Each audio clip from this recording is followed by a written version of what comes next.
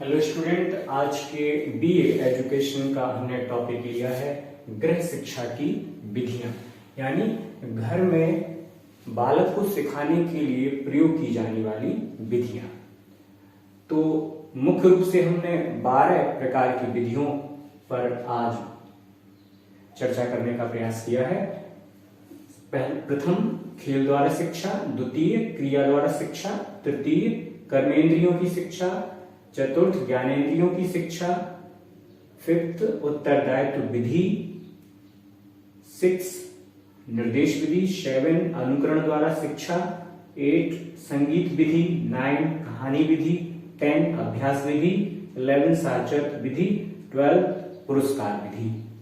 इन विभिन्न 12 प्रकार की विधियों के माध्यम से किसी भी बालक या बालिका को गृह शिक्षा दिए जाने का प्रयास किया जाता है।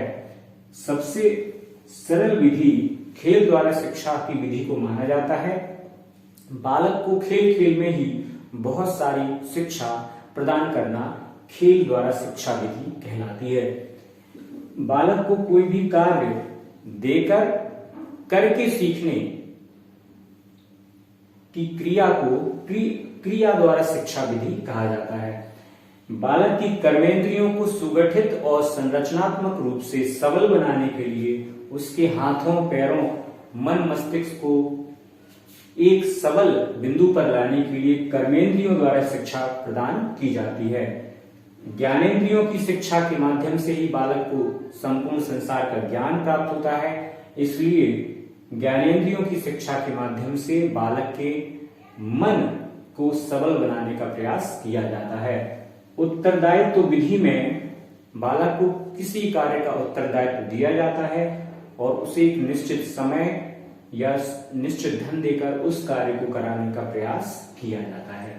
निर्देश विधि में किसी कार्य को करने के लिए विभिन्न प्रकार के निर्देश दिए जाते हैं और बालक से अपेक्षा की जाती है कि वह उस कार्य को उचित निर्देशपूर्ण तरीके से पूरा करने का प्रयास करेगा। अनुकरण विधि में बालक किसी की नकल करते हुए किसी भी कार्य को करना सीखता है। संगीत विधि में गायन, वादन और नृत्य के माध्यम से बालक को विशेष प्रकार का ज्ञान प्रदान करने का प्रयास किया जाता है। कहानी विधि के माध्यम से बालक को विभिन्न छोटी छोटी ज्ञानवर्धक नैतिकतापूर्ण कहानियां सुनाकर उनके ज्ञान को प्रबल पक्ष के रूप में सुगठित किया जाता है। अभ्यास विधि में किसी भी कार्य को बार बार देकर उस कार्य में बालक को प्रवीण बनाने का प्रयास करते हैं।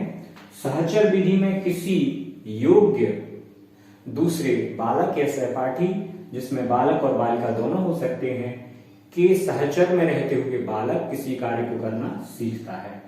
और पुरस्कार विधि में गृह शिक्षा के माध्यम से बालक को किसी विशेष कार्य के पूर्ण करने पर एक निश्चित पुरस्कार देने का लक्ष्य रखा जाता है और उसे वह पुरस्कार दिया जाता है, जिससे बालक प्रोत्साहित होता है और उस कार्य को अगली बार और अच्छे ढंग से करने का प्रयास करता है। तो हम देखते हैं कि गृह शिक्षा की इन 12 विधियों से बालक को विभिन्न प्रकार का प्रशिक्षण देने का कार्य किया जाता है। धन्यवाद।